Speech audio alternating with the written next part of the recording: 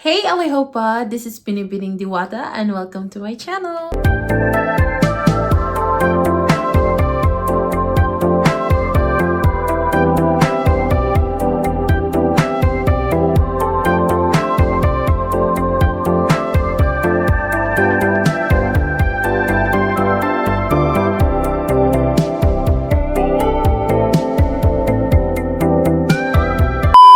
So, for today's video, I will be discussing my first episode for my Buhay Serye playlist. So, actually, Buhay Serye is like a Tagalog translation for life series.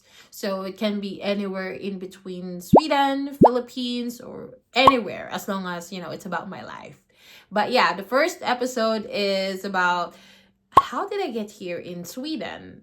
So basically, I will be discussing, the process, the visa that I applied, and then about the application, about waiting time, and also about my interview. So overall, it's about my experience. So yeah. Before we proceed, I would like to share with you a quick information before applying for the visa. So actually, there are certain criterias or requirements that your partner must meet before doing the application.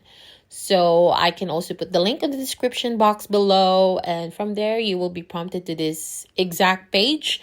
You can read all the information. So I highly suggest that you must talk about this with your partner so that you can proceed to the application. And of course, we don't want you to waste your time, your energy, and money, because this is very important before you proceed. There are actually three ways to apply for a visa in Sweden. So it can be, au pair, it can be student, it can be Sambo, it can be marriage visa. So the very common one is the online application. That's what I did, and I will be discussing more of it. And then the second one is booking an appointment to the nearest Migrationsverket office. And then the third one, you can print an application form and send it by post or by mail. Before we proceed, I want to add also this information that the type of visa that I applied here online is the so-called SamboVisa. And SamboVisa, it can also be like a fiancé visa, it can also be a partnership visa, or it can also be a cohabiting visa. And there are also two important documents that you have to secure while doing your online application. So the first one is the passport, of course. And then the second one is your CENOMAR. But yeah, in the Philippines, we call it CENOMAR. But in general, it is called Certificate of Singleness. If you are applying for a Sambo. But if you are applying for a marriage visa, of course, you have to give your marriage contract or marriage certificate. As I said, these two documents are very important because, of course, you're doing an online application. An online application is an auto-generated system. So if the system asks you for these documents and you did not provide it, then it's going to be messed up. So might as well have it ready. So what I did in my end is that I scanned my passport and also my CENOMAR or the Certificate of Singleness. I scanned those documents and I made it as a JPEG file so that it will be easy.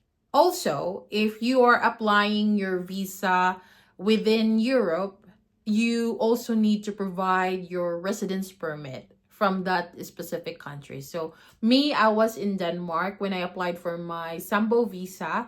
So what I did is I scanned my residence permit and I attach it there because it will prompt you to provide your residence permit, because one of the questions is that, are you in Europe? Are you in your home country? So basically, you have to be ready as well for your residence permit. Before we proceed to the next phase of the application, I want to add this information as well, because during your online application, there will be an option for you to attach your documents. So it will tell you on the website that it is optional. So in my case, I did not send yet my documents. I waited for Migrahon to ask me those documents. But yeah, on that part of the, what do you call this, that box, I'm not pretty sure what documents they are asking because it was not specified. That's why I waited for Megrahon to email me. But yeah, so if you feel like, you would like to send your hotel bookings, your plane tickets, your pictures, about you guys being together with your family, with his or her family, might as well have it attached. If you feel like you need to attach it. But if you don't feel like, oh, I'm gonna wait for Megrahon, then you can wait. And that's what I did as well. So you can do that during your online application. It's just based on my experience. So what I did not attach it. I waited for Megrahon to send me an email notification. But if you want, then it's totally fine. But I would highly suggest that you have to do it on a PDF file form, because I believe that there is a specific amount of MB or amount of things that you can upload. So might as well, if you want everything to be documented, from hotel bookings to pictures and stuff like that, from travel and stuff like that, then might as well have it on a PDF file so that everything is in there. And also might as well add some description on every picture on it. Like, for example, you went on a travel, and then on this picture you can put the date, you can put like what you did on this picture, something like that. Basically, the questions that were asked to me online are pretty much about your personal life, your personal information, your relationship with your Swedish partner. But of course, I will not be discussing the specific questions that were asked online, because, I will get in trouble for that. But basically, it's about your life and relationship. Let's say you're done filling out the information online. So after that, actually, you will be prompted also to another page wherein you can download all the things that were asked to you.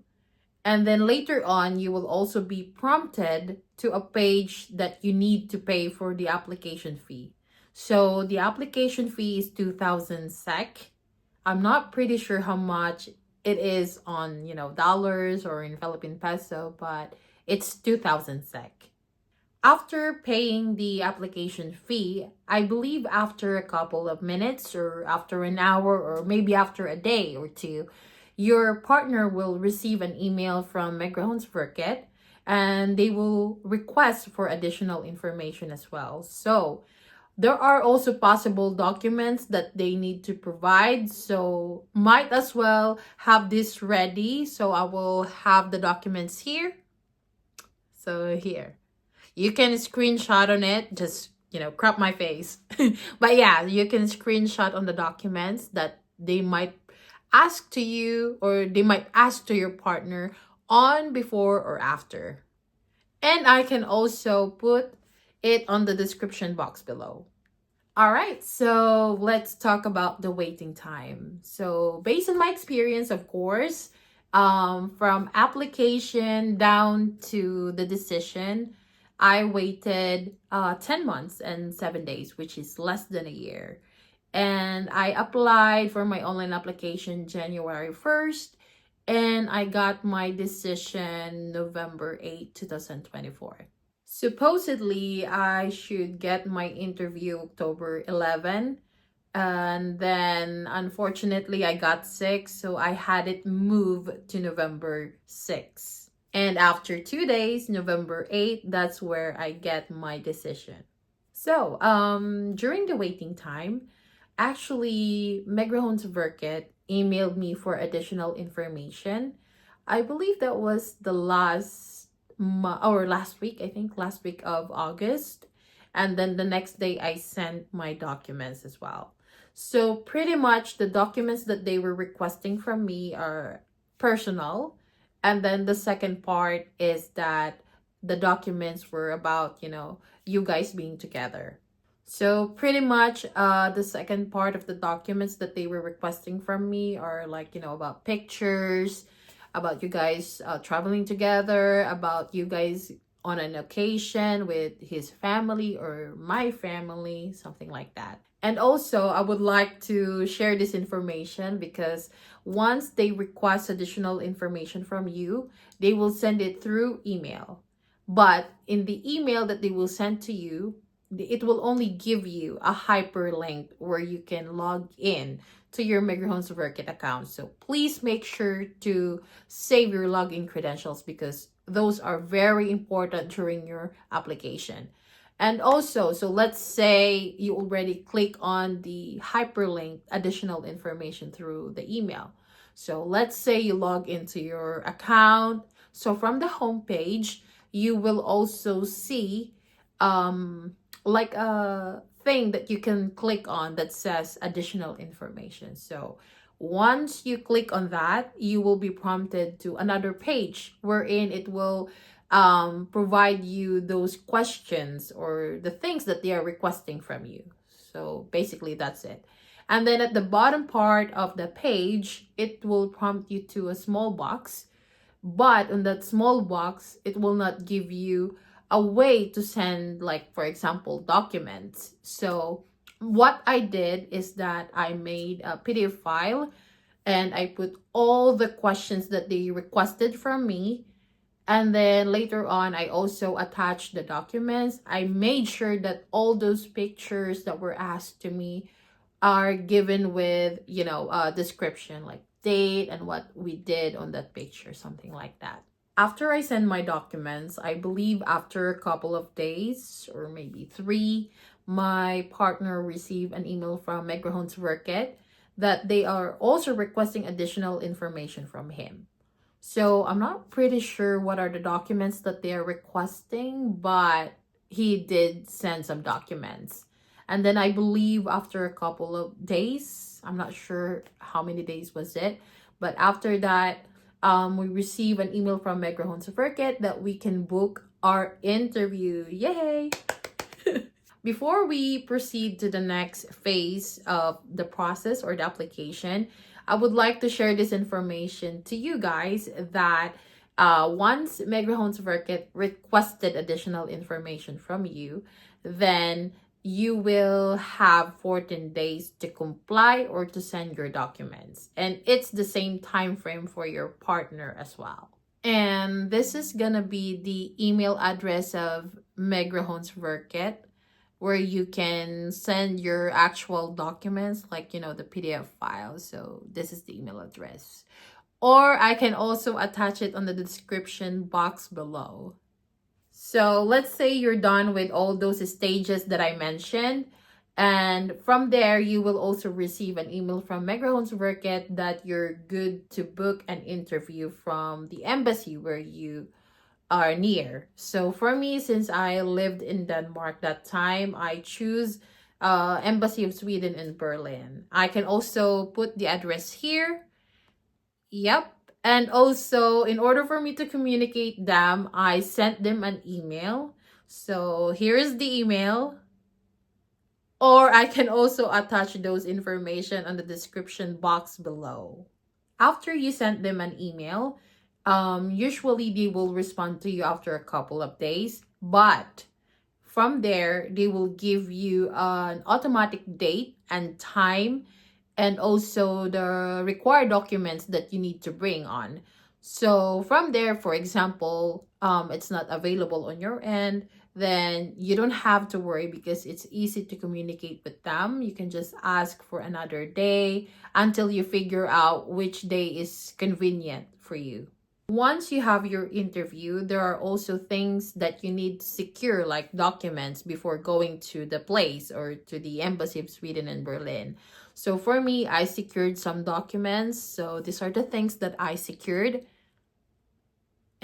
Yeah, so for that, I believe it's a case-to-case basis still, but if you feel like you want to secure these documents, might as well have it ready.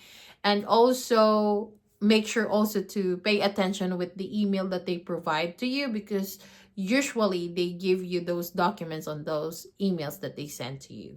Okay, so let's say we're all set with, interview date, with documents that you're gonna bring. So let's go ahead and proceed to the next phase, which is the interview. Yeah, so actually before the interview, you have to provide those documents that were asked to you via email. So you have to make sure everything is all set, especially your residence permit card if you are residing within Europe. So actually, my experience during the interview was really, really good. I'm very happy that it went well. But of course, at first, it's gonna be nerve-wracking. All you feel is nervousness. But once you get there, you just need to be yourself. You just need to share all the information, be confident, and be accommodating as well. I'm very happy also that my interviewer was really, really accommodating during the interview. So I feel confident to share the things that I want to share. So I guess, yeah, pretty much that's how it went during my interview. And yeah, after a couple of days, I got a positive decision. So yay! But yeah, guys, don't worry. I believe you can do it because I believed in myself that I can do it. So how much more in your end? So I believe that you can do it as well. So just trust yourself, okay? Anyway, that's it for today. Thank you so much for tuning in on this video. And thank you also for watching the whole video. I know this is very long, but I really appreciate that you watched the video from the very beginning till the end. So again, thank you so much for watching. And I will be posting more videos about my life series or my Buhay series, okay?